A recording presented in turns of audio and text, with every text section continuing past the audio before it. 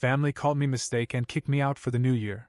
Because I refused to pay for my lying sister's wedding, I left in silence, and later ruined their plans. But next, New Year's Eve has always been a big deal in my family. We sat around the table, plates full of roast beef and mashed potatoes, champagne glasses clinking. I had just finished laughing at a story my uncle was telling when Amanda decided it was the perfect time to make her big announcement. "So," she began, pushing her chair back slightly as if she wanted all eyes on her. "I've been meaning to bring this up. Kevin and I have set a date for the wedding." Cheers erupted around the table, everyone congratulating her and Kevin, who sat there with his usual goofy smile. I kept quiet. Not that I wasn't happy for them, but Amanda and I had a history, and it wasn't great. She'd always been the golden child, the one who could do no wrong in my parents' eyes, even though she had a habit of lying, manipulating, and turning people against each other. I'd been her favorite target growing up. She looked at me then, and I swear I saw something smug in her eyes. "And Jacob," she continued, her voice sweet, "I was hoping you could help us with something." There it was. The setup. I raised an eyebrow, but said nothing. My parents were already watching me, as if they expected me to jump to their aid, whatever it was. "We've done some planning and, well, since you're doing so well financially, and you don't have a family to take care of, we thought you could help cover the wedding costs." She smiled, as if she hadn't just dropped a bomb in the middle of dinner. The room fell silent, and all eyes turned to me. "Excuse me?" I finally said. She laughed, a fake little laugh, and waved her hand. "Oh, don't act so surprised. You know how much weddings cost. And Kevin and I want it to be special. Besides, you never do anything for the family, Jacob. This is your chance to give something back." I stared at her, stunned. "Amanda, why would I?" She cut me off. "Don't make me say it in front of everyone." Her tone became sharp, and suddenly I knew where this was going. She had something on me. Amanda always did. "Let's just say, if you don't help, I might feel the need to share the real reason you've been so distant from the family." I blinked, completely blindsided. My parents immediately jumped to her defense. My mother, with her typical dramatic flair, said, "Jacob, this is your sister's wedding we're talking about. If you're so greedy that you won't help, maybe we would have been better off if you hadn't been born." That hit me like a freight train. Better off if I hadn't been born? Because of a wedding? I couldn't even answer. All I could do was sit there, my face burning as Amanda grinned and Kevin avoided eye contact. I pushed my chair back, grabbed my keys, and walked out without another word. The last thing I heard was my dad saying, "See? That's what we're talking about. Always running away when the going gets tough." I got in my car and just drove. Around the city, past the lit-up streets and drunken partygoers counting down the hours to midnight. My phone buzzed with texts from my parents demanding that I come back and talk it out, but I ignored them. I wasn't in the mood to be manipulated anymore. I didn't go back that night. Instead, I ended up in a 24-hour diner on the outskirts of town, drinking bad coffee and staring at a greasy menu I had no intention of ordering from. The whole thing played over and over in my head: Amanda's smug face, my mom's cruel words, and the way everyone just sat there like I owed them. Around 2 a.m., I finally drove home.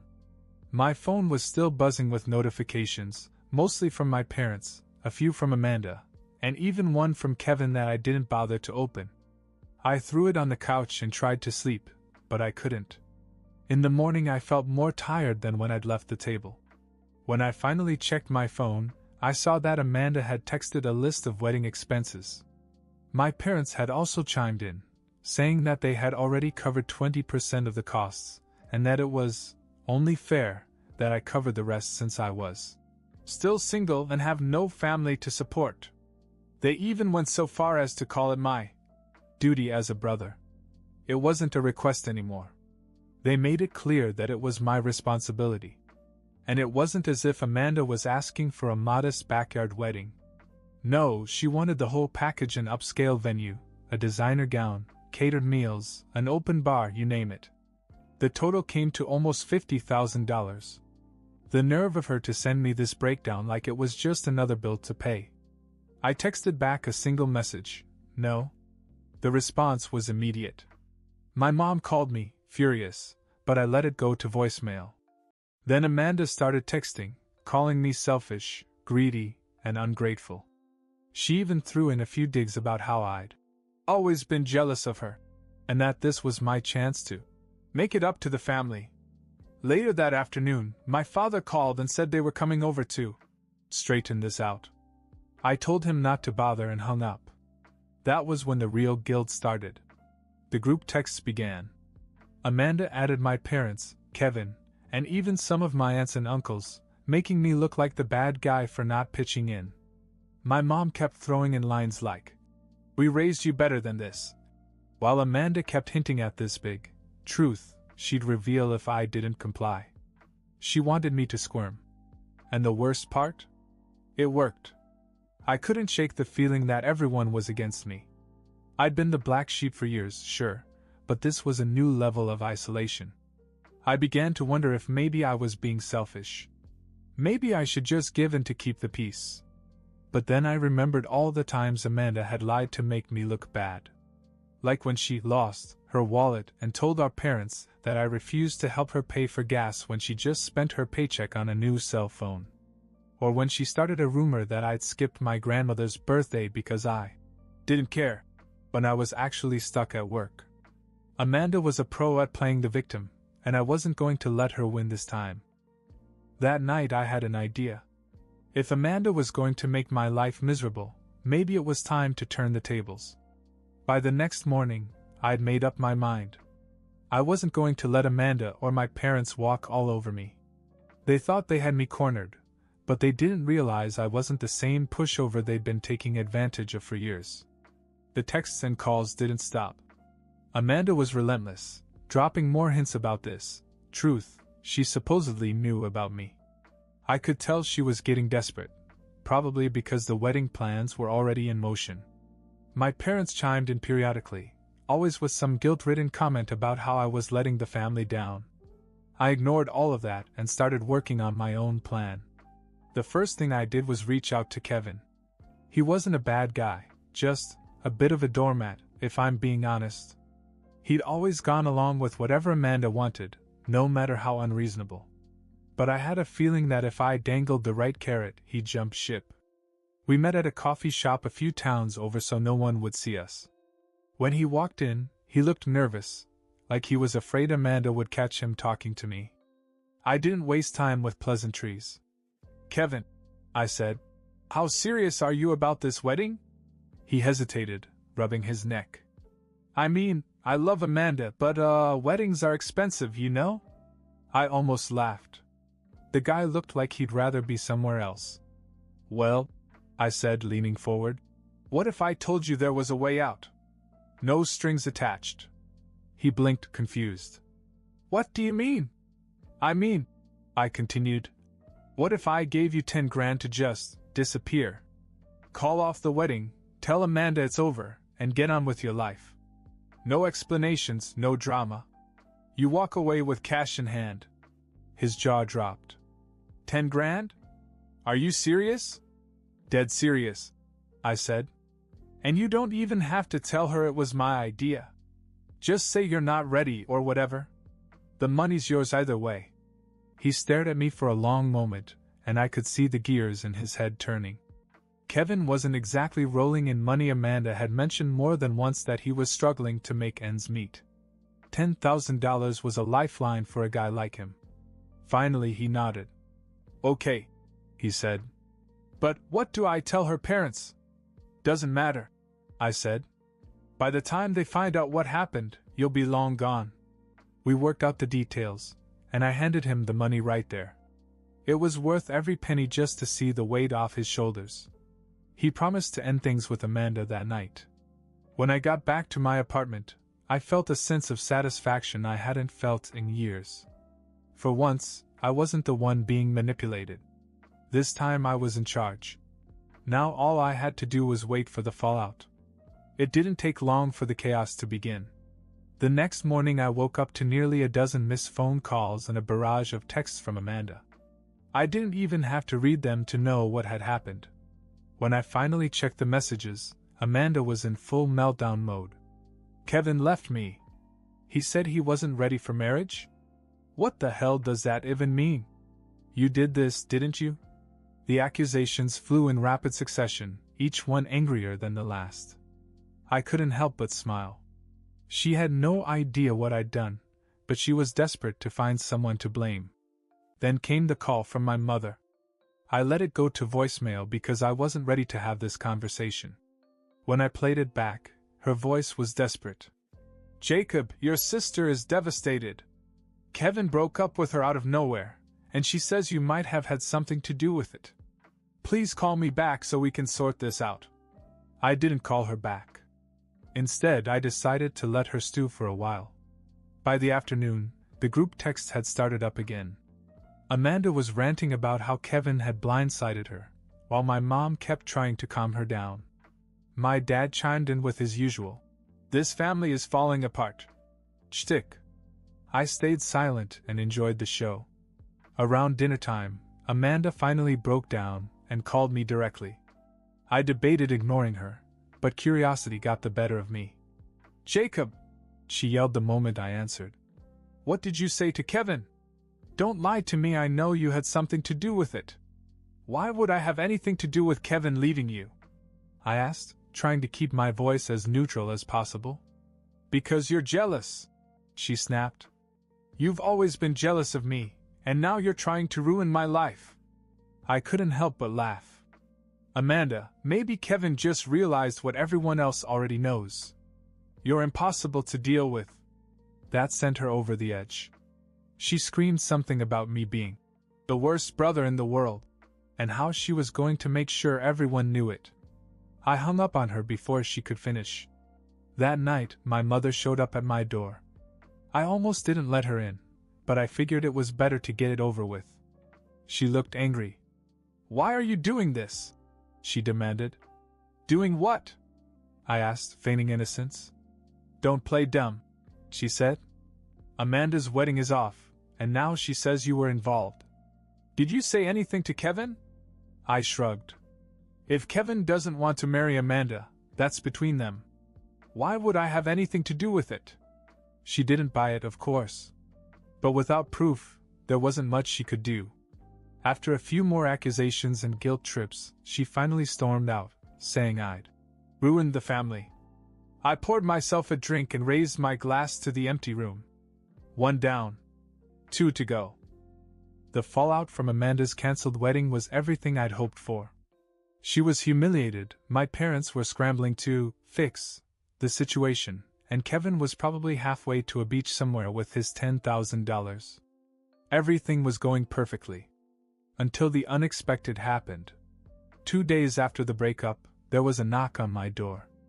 I assumed it was my mom coming back for round 2, or Amanda showing up to yell at me in person. But when I opened the door, it wasn't either of them, it was Kevin. And he wasn't alone. Standing next to him was Amanda. For a split second, I thought maybe they'd made up. Maybe Kevin had chickened out and told her the truth, and now they were here to confront me. But the look on Amanda's face wasn't anger, it was confusion. "We need to talk," Kevin said, walking in before I could stop him. Amanda followed, her arms crossed. "What the hell is going on?" I asked, trying to keep my voice calm. Kevin looked at Amanda and then back at me. "I told her," he said. My stomach dropped. "Told her what?" I asked, even though I already knew. "The truth," Amanda said. "That you paid him to leave me." For a moment there was dead silence in the room. Then Amanda shoved a piece of paper into my chest, a bank withdrawal slip. $10,000, she hissed. "Did you really think I wouldn't find out?" I took the slip and looked at Kevin, who looked like he wanted to sink into the floor. "Why would you tell her?" I asked him. "She guessed," he said weakly. "She saw the deposit in my account and wouldn't let it go. I didn't know what to say. I couldn't believe it. All that money, and Kevin didn't even have the backbone to keep his mouth shut. What's wrong with you?" Amanda demanded, her voice trembling. Do you hate me that much? You couldn't just say no to the wedding, you had to destroy my relationship too? I opened my mouth to reply, but before I could, Kevin blurted out. It's not like we were going to last anyway. Amanda's head snapped towards him. What? Kevin threw up his hands. Come on, Amanda. You're controlling, you don't listen, and you treat me like crap half the time. Jacob didn't ruin anything. I was looking for an excuse to leave. He just made it easier. Amanda stared at him, stunned. For a moment I thought she might actually cry. Then her face hardened and she turned back to me. You think this is funny? She spat. You think you've won? I crossed my arms. Amanda, you've spent your whole life lying and manipulating people to get what you want. Maybe it's time you learned what that feels like. She stared at me for a long moment, then stormed out without another word. Kevin hesitated, then muttered, Sorry, man, before following her out the door. I stood there for a moment, trying to process what had just happened. I'd expected Amanda to explode, but for Kevin to admit that he never wanted to marry her? That was a twist I hadn't seen coming. And as much as I hated to admit it, I couldn't help but feel a little sorry for her. Just a little. But not enough to regret what I'd done. For the next few days, I didn't hear from Amanda, my parents, or Kevin. It felt strange, like the eye of the storm, but I was too exhausted to care. I told myself I had no regrets. They deserved to know I wasn't their punching bag anymore. Yet the silence weighed on me. For all their faults, they were still my family, and the way things had blown up left me feeling hollow. Then, over the weekend, my dad called. I almost didn't answer, but something told me to pick up. Jacob, he said, his voice lower than usual. We need to talk. All of us. Why? So you can tell me I'm a disappointment again? I shot back. He sighed. No. Look, we talked and we didn't handle things right. Just come over, okay? Reluctantly, I agreed. When I showed up at their house, Amanda, my mom, and Kevin were already there. The atmosphere was tense, but there was something different this time, less hostility, more discomfort. My dad motioned for me to sit down, and for once, no one started yelling. We owe you an apology, he began. Your mother and I, we said things we shouldn't have. We shouldn't have put so much pressure on you. It wasn't fair. I didn't say anything, waiting to see where this was going. Amanda spoke next. I was out of line too, she said, avoiding eye contact. I shouldn't have tried to manipulate you into paying for the wedding. And I definitely shouldn't have threatened you. That was wrong. That wasn't easy for her to admit, and I could tell it took a lot for her to say it. For the first time, she looked less like the self-absorbed sister I'd grown up with and more like someone trying to make amends. Kevin, to his credit, spoke up as well. Jacob, I shouldn't have taken your money. It was wrong, and I've felt guilty ever since. I brought it back. He pushed an envelope across the table. Inside was every cent of the $10,000 I'd given him. I stared at it, stunned. My father cleared his throat. We don't want to lose you over this, Jacob. You're our son. We've made mistakes, big ones, but we want to make them right. For the first time in years, it felt like they meant it. I leaned back in my chair, and the anger and hurt I'd been holding in for so long began to fade. I've spent years feeling like an outsider in this family, I finally said. Like I wasn't good enough, no matter what I did. And what happened on New Year's? That was the breaking point. You all made me feel like I didn't matter. My mom wiped her eyes. We're sorry, Jacob. We really are. I took a deep breath. If we're going to move forward, things have to change.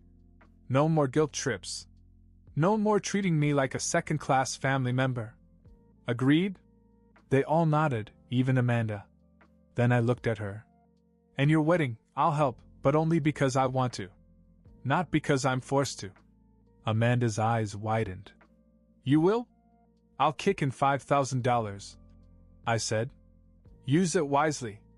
Her face softened, and for the first time in years, she smiled at me, not a smug or condescending smile, but a genuine one. Thank you, Jacob. It wasn't an instant fix for years of resentment and hurt, but it was a start.